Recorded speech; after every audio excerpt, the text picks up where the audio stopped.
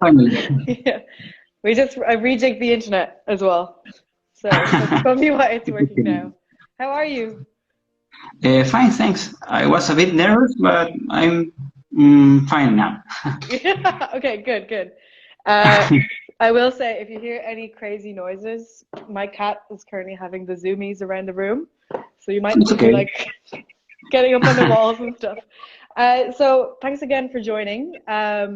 I will just say to anyone who is watching, if you have like general questions for Sebastian about anything to do about coffee in Chile and about competing, we can bring them up and we can join them as well. So I'd love for you to introduce yourself. Okay, so I'm Sebastian Miranda. I am the current Brewers Cup champion here in Chile. And that's about it. I mean, it's a crazy story how I became like the national champion, but it's about it. Yeah.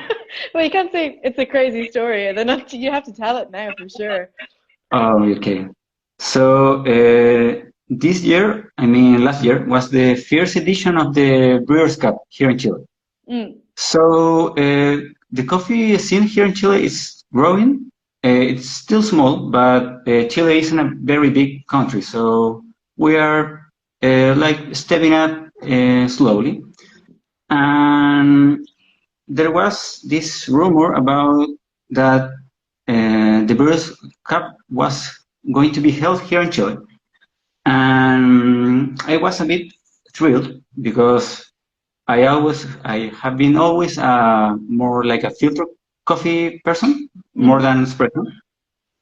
But but I'm really shy, to be honest. I mean, this is like my second life in all my life, so I'm very shy.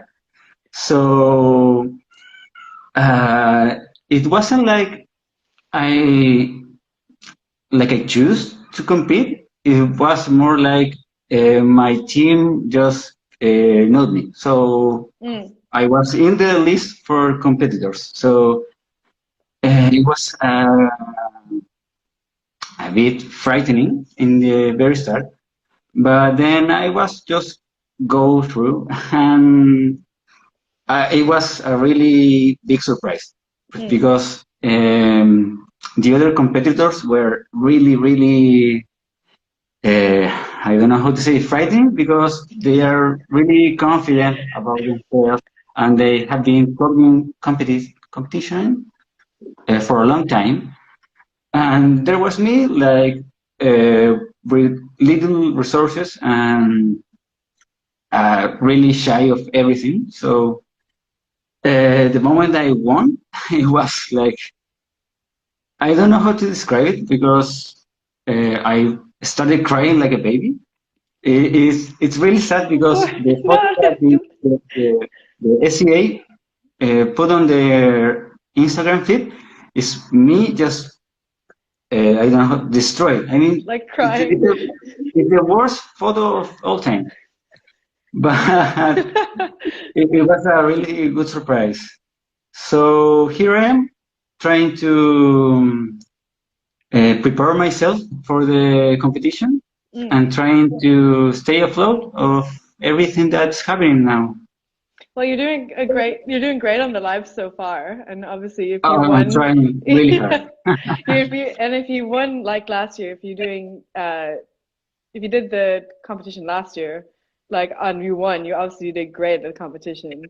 Can you tell like people watching what your performance was based around and what type of coffee you used as well? Uh, well, all my preparation was a little rushed because I was um, like the competition was 2 months ahead when I was in the list, so I was rushing for coffee. And a friend and also part of my team in Taller Cafe, that's the company where I work, Alfredo told me about some coffees from Yemen because here in Chile there is a importer and also a roaster from Yemen. He's Yemeni by the way, Yep, sorry. and I have never ever tasted coffees from Yemen, so I was very intrigued.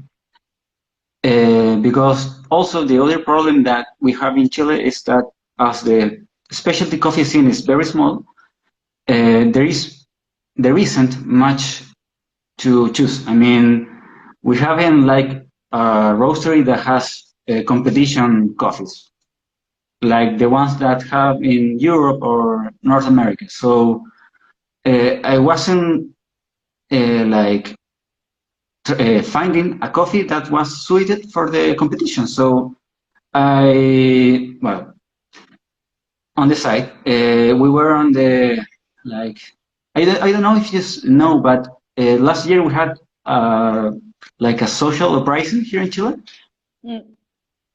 and it was very big. I mean, it's a long story, but coffee shops weren't able to open as normally because there were riots and curfew.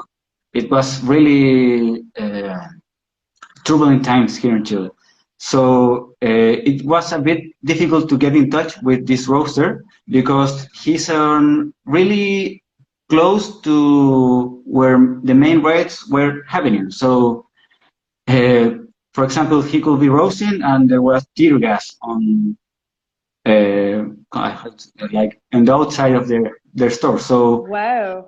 and it was like weeks and weeks this way. So I was finally able to taste these coffees, and it was amazing. I mean, my profile of coffee has always been like the chocolate ones, the ones that had a lot of berries on it, and these coffees that were so unique and so incredible. Being able to taste them, it was amazing.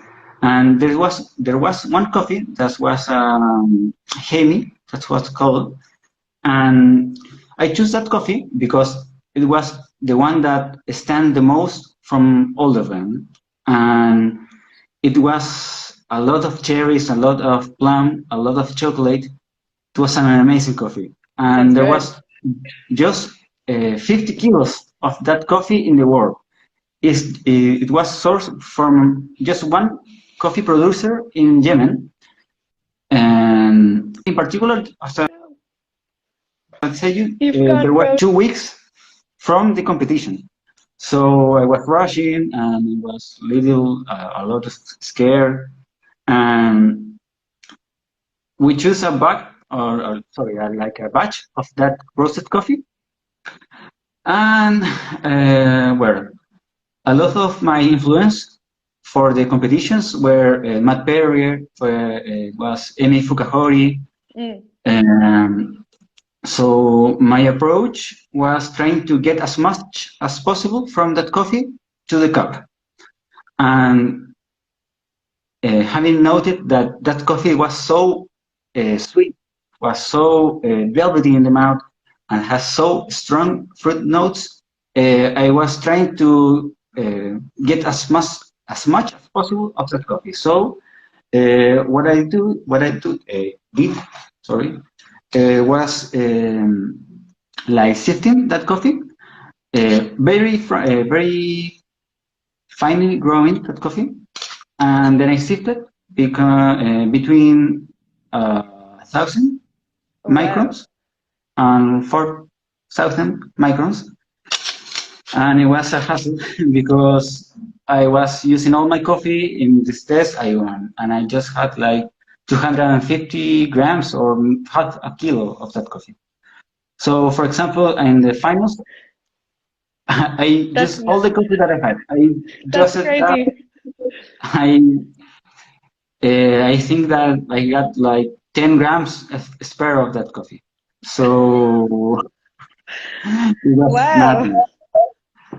So my recipe was 12 grams of that coffee, finely ground. The TDS that I got from that cups were like 1.6. So it was very intense coffee regarding TDS, and the extraction was above 26%. So it was madness. It was like the most extract and most full-bodied coffee of all time. How did you even extract that much? That's wild. It was a combination because in that point, I was looking for the preparation that Patrick Roth held for his competition. So he has that all the things with the April brewer. So it's Mm, like a calita with a straight bottom. yeah. So I tried to mimic that with a glass V60 and a calita filter because flat bottom. How to say it? Like geometry was giving me the most extraction and the most like balance regarding extraction. Because, for example, you can extract a lot from a coffee cup, but it's difficult to have a really nice cup when you are extracting that much. So I used this method, like here in Chile, there's a lot of people using it and calling them origami. It's like a poor version of the origami brewer. Mm. So, and that's how it. I mean, it was an amazing competition. I was really, really shy and afraid and nervous, but I finally did it, and I don't know. I mean, sorry, my cat is trying the. Are we gonna have another cat thing again?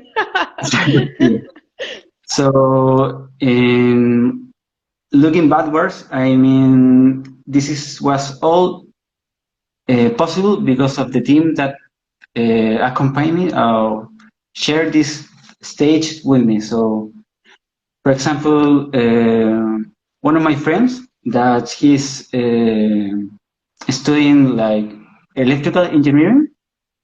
Yes, he has nothing to do with coffee, Mm. but he was an amazing taster and companion in all this journey. So, for example, Alfredo, that was my coach, my official coach. I don't know. Sorry, I'm a bit like confused because I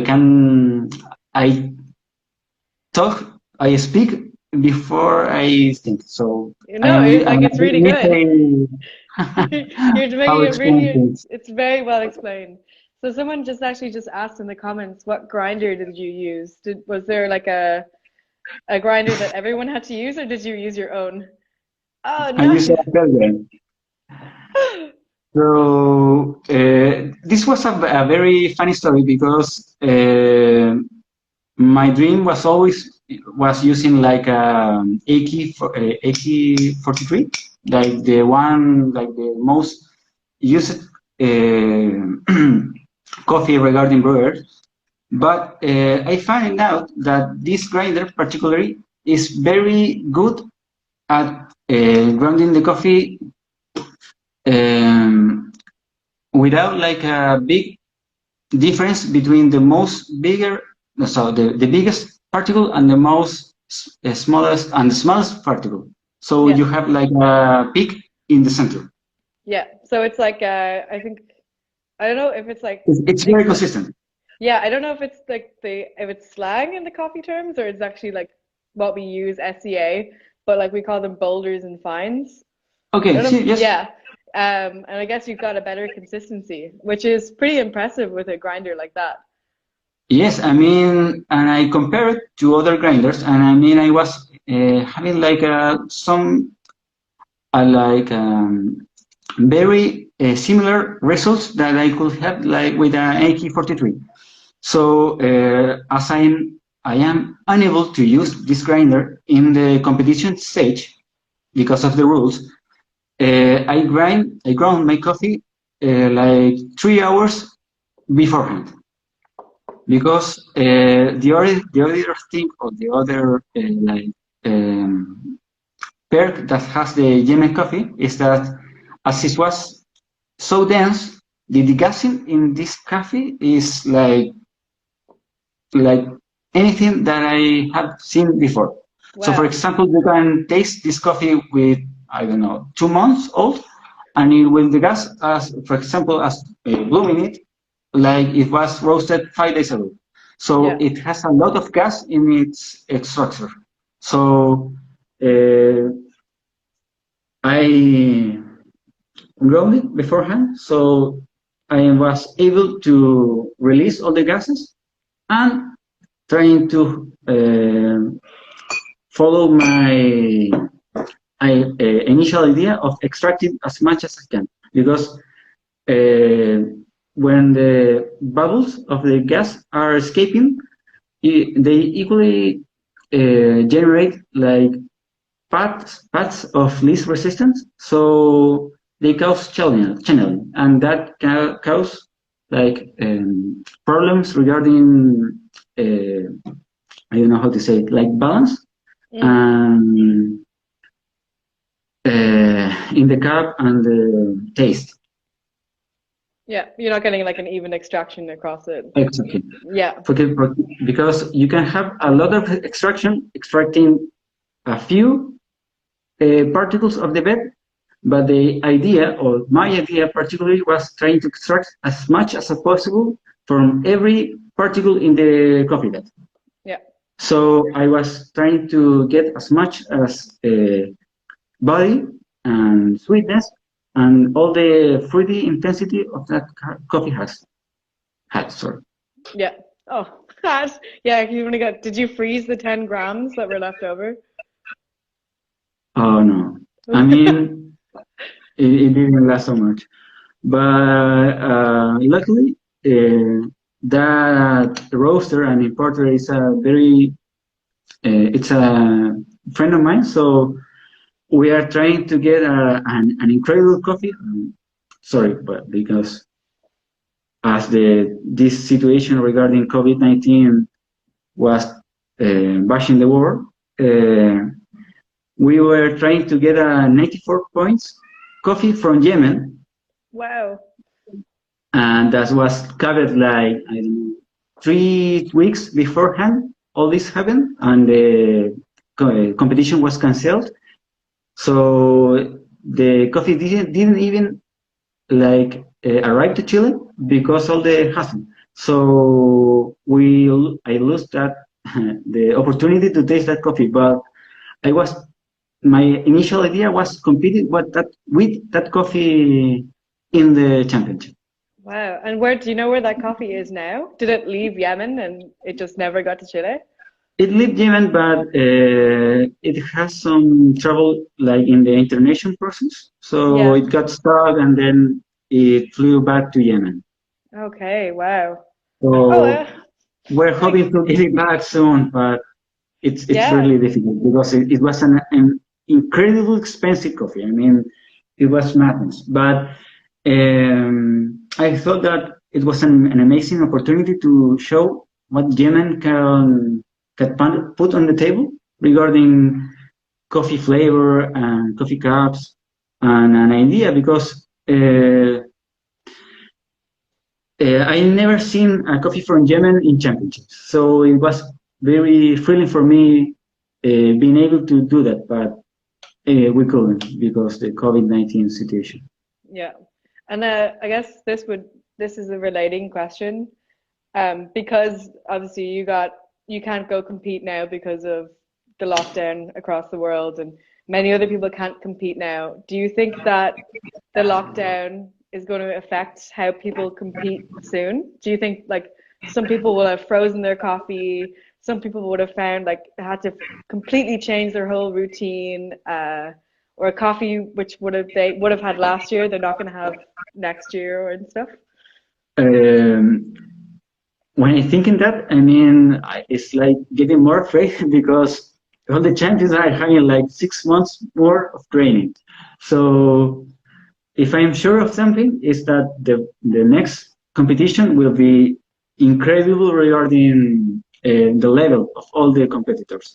But regarding coffee, it's difficult because you want to use a coffee that it's on its prime. So a lot of coffees that were having its prime near May not, when the competition will be held, actually. So, for example, I am not sure if I am going to have another coffee from Yemen for the competition.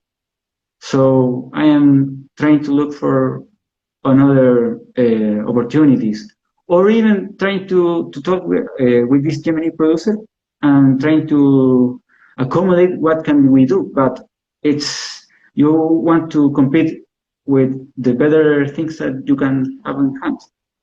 So you'll try to max out your opportunities and options.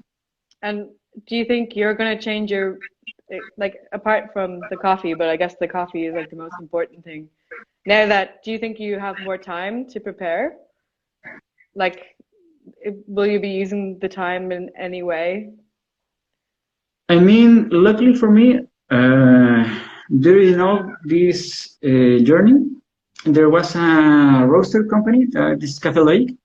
They are based in New Zealand, and they make roasters machines, like little sample roaster machines. So they sent me one to taste them, and I've been roasting lately. So it's an amazing opportunity being able to roast and taste the results as I don't know, in 2 days. Because when you are working with a roaster or a production roaster, it's much difficult to, trying something new and get it bad, and it's really expensive. For example, to use a 2 kilo sample of one particular coffee, and then if it's bad, you will lose a lot of coffee. But when you are working with a little machine, it's here actually. It's much easier. Wow. So I'm being able to roast as little as 80 grams. So with just one batch, I can name all the competition. But in that regard, I am very lucky to have something, tool like this here to practice. And are you enjoying roasting? Yes, I enjoy it, but my girlfriend doesn't. I mean, it has like the roasting smells are. If you're a roaster, you'll get used to. But my girlfriend has a really strong sense of smell, so she seems very happy about it. Can you, can you give more details about the roaster you have? I think some people are asking Yes, what it is and how it roasts. It's sorry.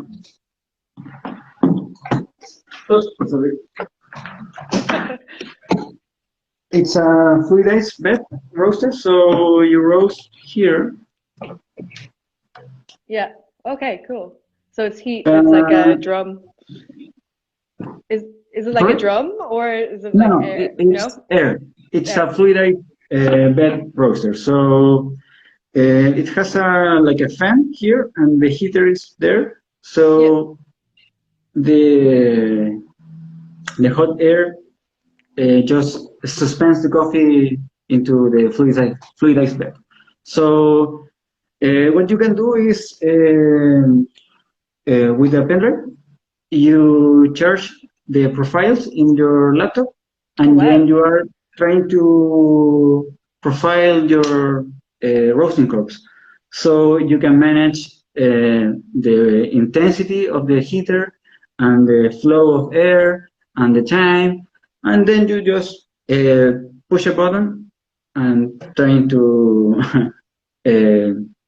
just get it right. I mean, you stop it like, yes, I arrive at the first crack, I log it, and then, for example, yes, I want to quit that roasting, so I push a button and it will start cooling.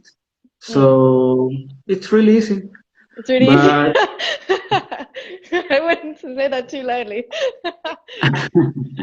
I mean, it's you have some like software and trying to understand what the machine is doing things, but In the long run, it's very like replicable. So you get one roast almost exactly as the one before. So you can roast 2 kilos on the same profile and it will taste the same. So that's really amazing. And I've been roasting a lot of coffee lately from some green bean importers here in Chile. And it has been a really good experience lately. Nice. So So we just have some questions. If you're a little bit confused on anything, please let me know. What's a neglected topic in coffee that you recommend we pay more attention to? So it can either be like something you fully recommend or something affecting Chile. I Anything. am a really big fan of Lucia Solis. She's like a fermentation specialist. Mm. So I really, really love the approach that she has regarding all the processes that lead to the final cup. So I think that the coffee world is really obsessed with Yeah. with having like very rare processes regarding I don't know like two process anaerobic fermentation, but most of those terms really don't mean anything because it's like a marketing. I Marketing don't know how ploy. to say exactly. Yeah. So if you have like an extremely complex process, it wouldn't mean that you will have like an amazing cup. So, for example, focusing in that kind of processes also is making like coffee producing more difficult for the farmers and for the growers. So it's like as roasters or baristas or clients, we want to have like the rarest coffees, but if you make to change all the tooling and the processes for a farmer, and then to find out that that process just doesn't relate to a really good cup, it will lose all that money and time and resources. So uh, I'm a really fan of the work that Lucia Solis does in that regard. So by far, that is like the uh, hottest topic that is neglected Yeah. by I think that is neglected. And Sorry. where is this person based? Are they based in South America as well? No, she's based on the USA. Oh, nice. So, yes, she's an amazing coffee professional. Yeah. I think that her Instagram handle is like Luxia.coffee with an X. So it's an amazing educator. So we have, I guess we can also talk about the dripper, the April dripper you used as well. So for you, what's the flavor difference between, I guess, the pour over you used in competition and Chemex? I guess Chemex is pour over. Yes, I think that like the Chemex filter just holds a lot of the flavor itself. So you will have like a lot of the coffee flavors locked on the filter more than in the cup. So you're losing a lot. For example, the the Calita filter, I think that is a lot finer, so you are able to have more of those compounds in the cup than in the filter itself. So if you want an infusion with a lot of body and sweetness and flavor on its overall, I think that something like a Calita or a V60 is more suited. Do you have any like favorite brewing methods as well? Now it's like this hybrid of the Kalita filter and the B60. Nice. Let's see if there's any more. Uh, oop. I don't know if you do much cold brew, but does grind size matter when brewing cold brew? Or how do you do your cold brew if you ever make it? In regarding cold brew, I also like grind as finer as I can. So, for example, it's almost like espresso because I don't want like my cold brew to be with the water, with the brewing water. You know, so for example, like an easy way to do it is like having like like a bottle with a I don't know an Aeropress filter or a B60 filter, and just put a lot of coffee, and then you just make the coffee pass through. Yeah. But don't stay with the coffee. Okay. So you're using the particle size and the fine ground to extract, and also to sorry to like strain it. You're using the same coffee bed as a filter. Oh yeah, nice. So And you that's how, have like is that how you brew at home? That's how you make cold brew? I don't really make cold brew at home because you need a lot of coffee to make that work. But for example, when we make in my work, we use like a giant, I don't know how to say it, like 20 liter, Yeah. like plastic bottle, and then we slice it in the top. We put like a one filter, that's the really white ones, and coffee in it, and 20 liters of water, like in a 1 to 5 relation, and then wait. It will take Wait. about 6 to 8 hours Oh wow. Okay, that's to super quick. to go through. Yes, it's super quick, and it will like extract a lot more than when you are grinding like coarser, and then make the water stay with the coffee. Mm. So a question we always ask people when they're on our lives with us, like how did you get started in coffee? Did you just one day walk into a coffee shop and start working, or was it another way? To be fair, I wasn't like a coffee person. I am more like a tea person. But it's like a funny story. But like 7 years or 8 years ago, there was this game that was coming out that was GTA 5. Okay. Yeah, we all know it, I think. So my best friend and I were a little fans of the genre and to play it. So he had a little time because he was on university. So we can only encounter on the weekends to play. So I was like, how do I make it to be able to play all the game in just 2 days?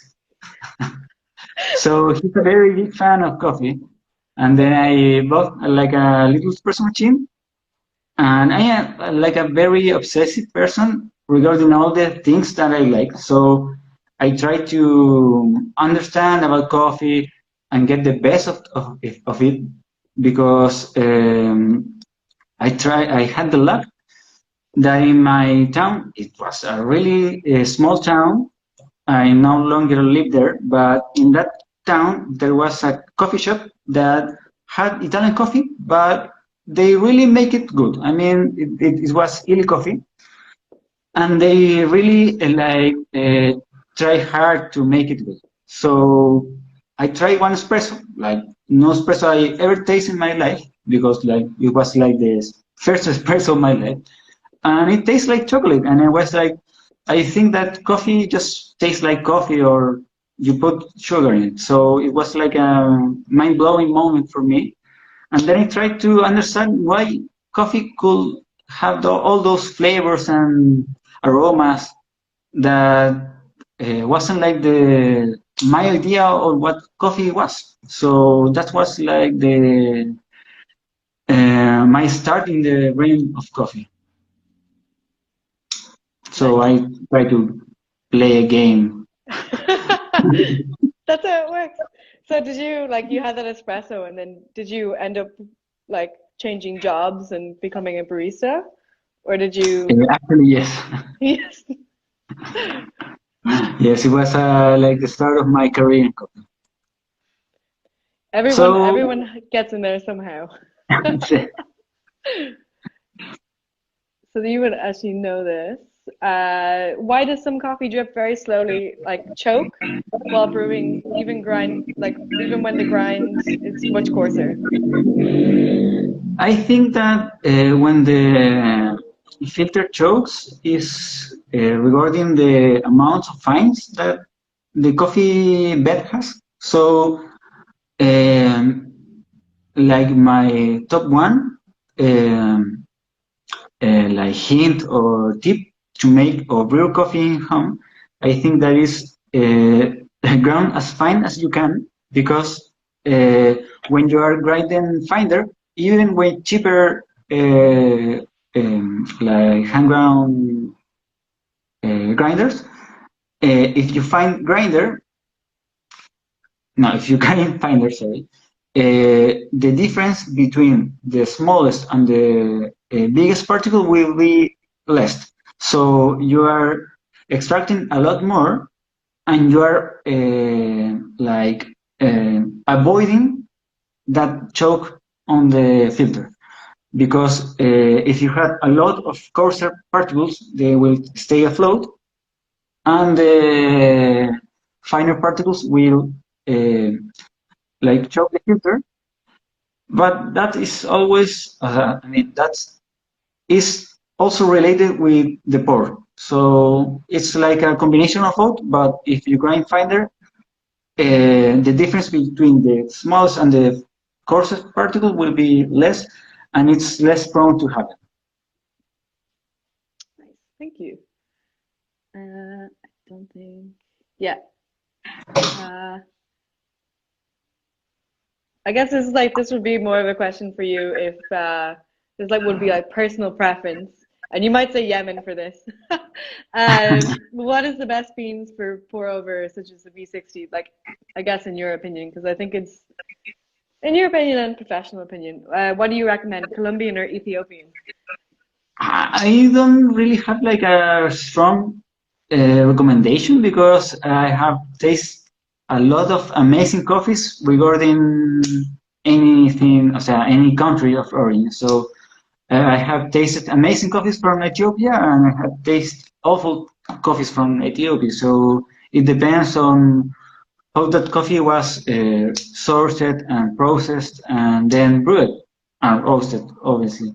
But for example, I clearly remember a coffee from Uganda that was like I never ever taste coffee from Uganda, but there was this coffee that was called Mzungu that was roasted by Gardelli in Europe, and it was like I've had this coffee too. Yeah, it was yes, it amazing. was Yeah, amazing. I mean, yeah. it blew my mind, completely blew my mind. I mean, it was like a turning point regarding what you can taste regarding chocolate notes on a coffee, and you can have amazing coffees from all over the world. So, if you're working with a transparent roaster or a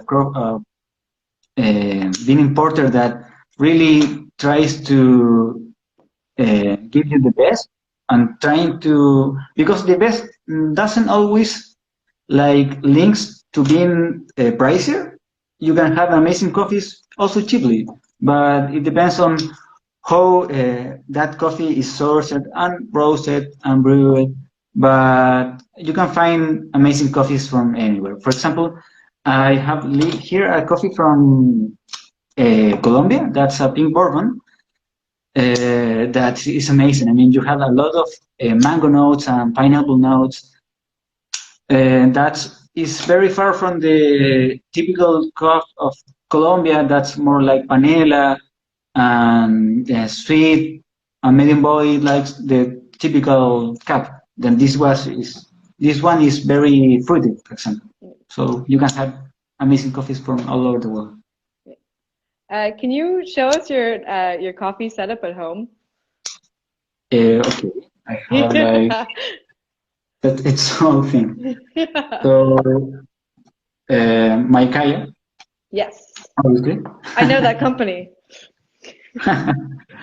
and my fellow kettle, and that's about it. I mean, the grinder, and I use this like espresso doser regarding trying to dose my coffee as early as possible. Because, for example, when you grind coffee, some particles will like stick together. For example, the finer and the grounder and the coarser, sorry, will separate. So if you do like this and just put the coffee in it, you possibly could have a lot of finer particles in one part of the coffee bed and coarser in the other. So if you use something like this, it's very cheap. You can try to mix it as this kind of mix technique that it's used on baking and pastries. It's like trying to reincorporate the grounds or the I don't know, harina flour, and that it's okay. That's about it. I mean, I don't have really much anything, Nice. but I'm really into this particular brewing kind of device, like, and the amazing Acaia. I mean, uh, for the nationals, I compete with another brand of scales, and No, I'm when kidding. you okay, but I don't No, no. remember. I'm kidding. But when you're pouring the water and you have like a delay of 3 seconds or 5 seconds regarding the final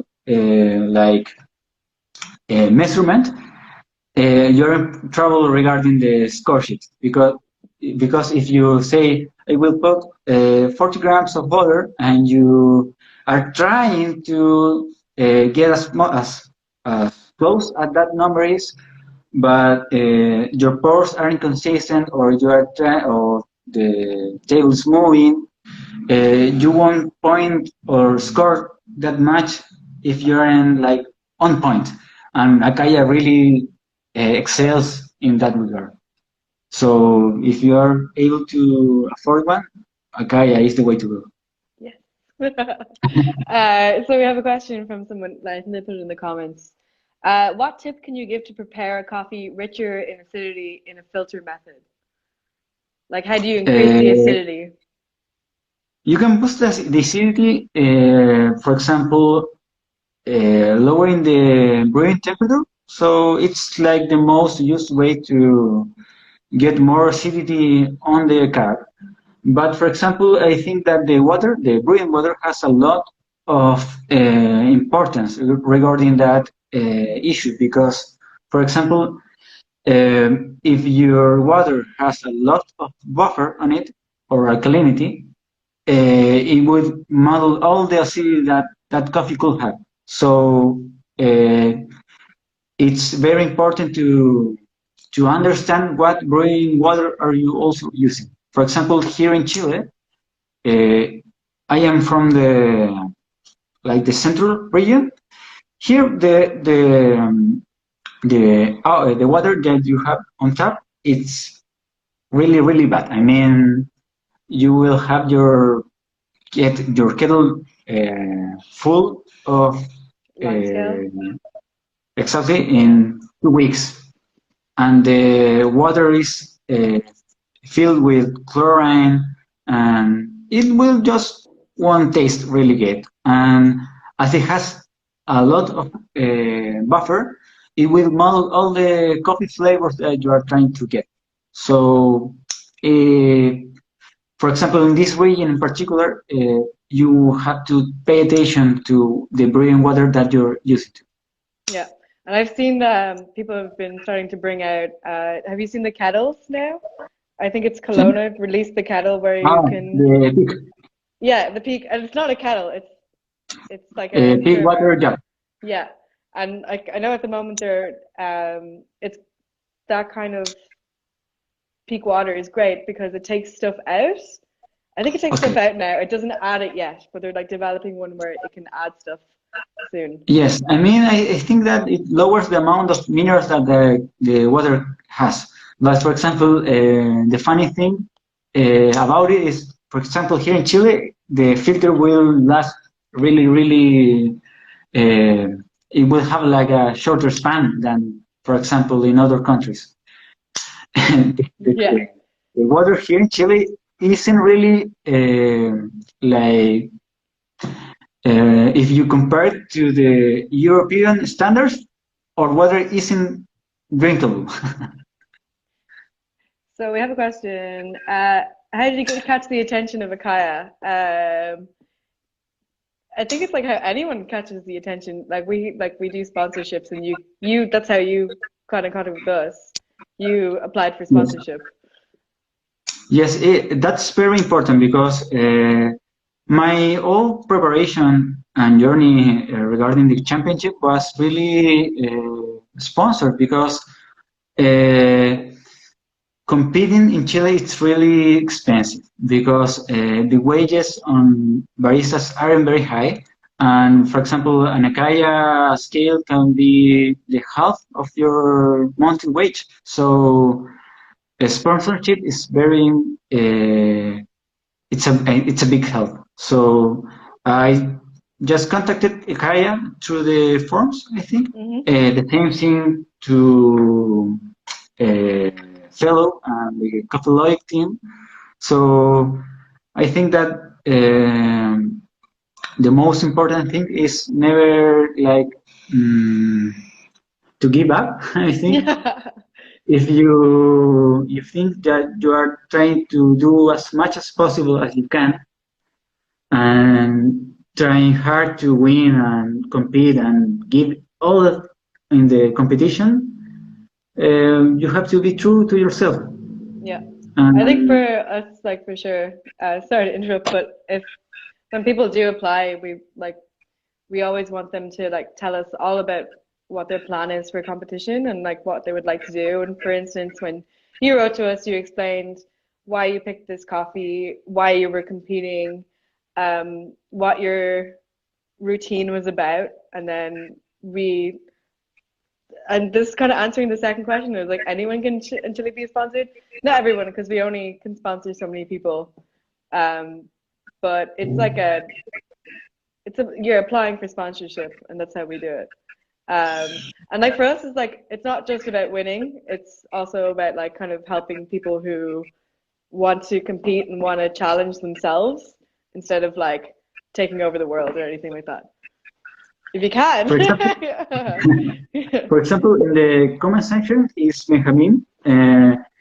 He has been competing in the national circuit of the barista competition for I think like 4 editions, and he has been like trying hard to keep up and give as much as possible of his. So I think that that is a very important part of the championship and the competitions.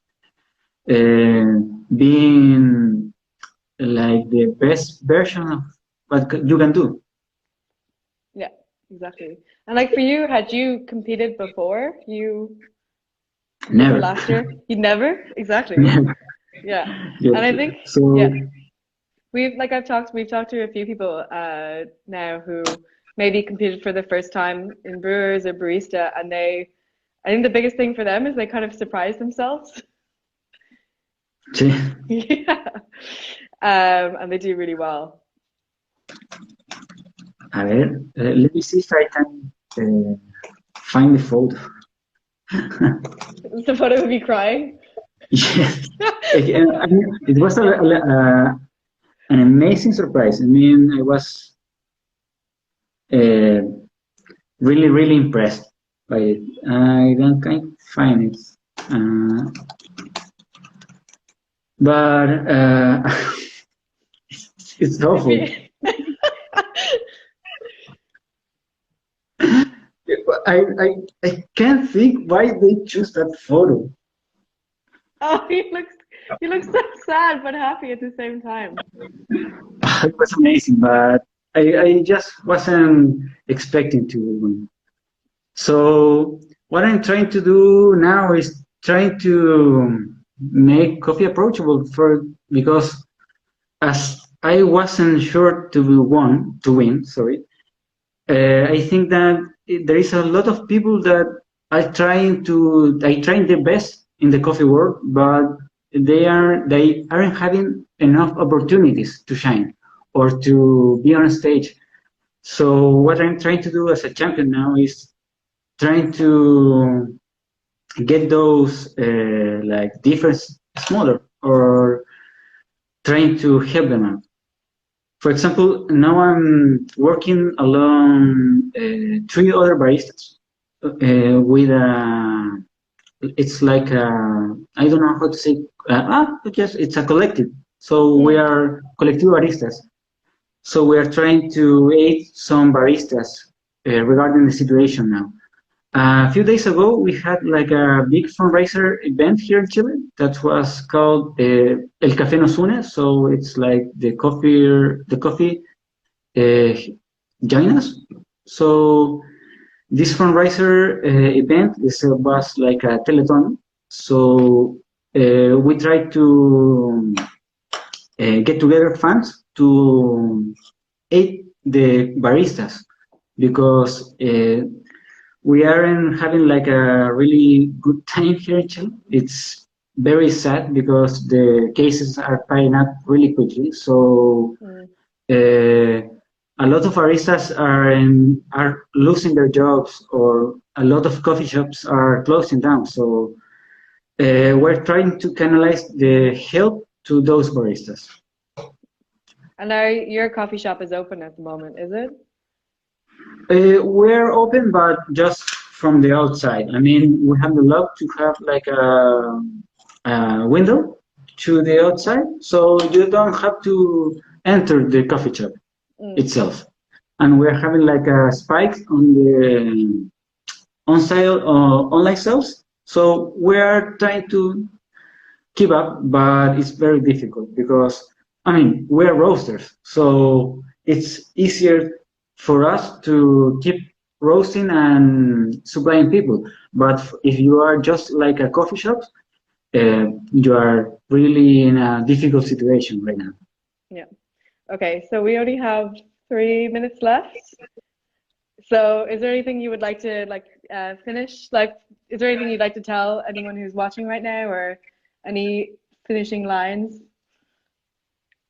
I don't know. I mean, you if you want to achieve something in coffee, you have to try and go for it.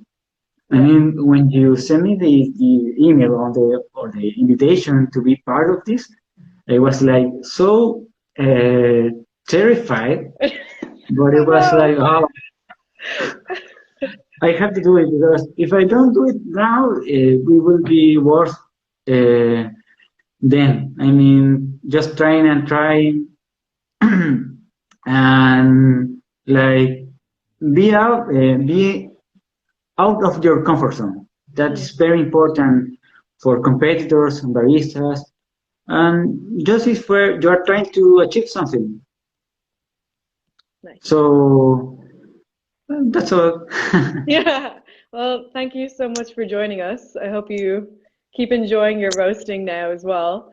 If anyone wants to watch this afterwards, we're going to be putting them up on our IG Live, and then we're also hopefully in the future going to get them up on our YouTube, so you can also share it as well. And I really want to thank you again, and I hope you have a great rest of your day. I hope it's Thank you. safe and relaxed and everything else like that. Okay.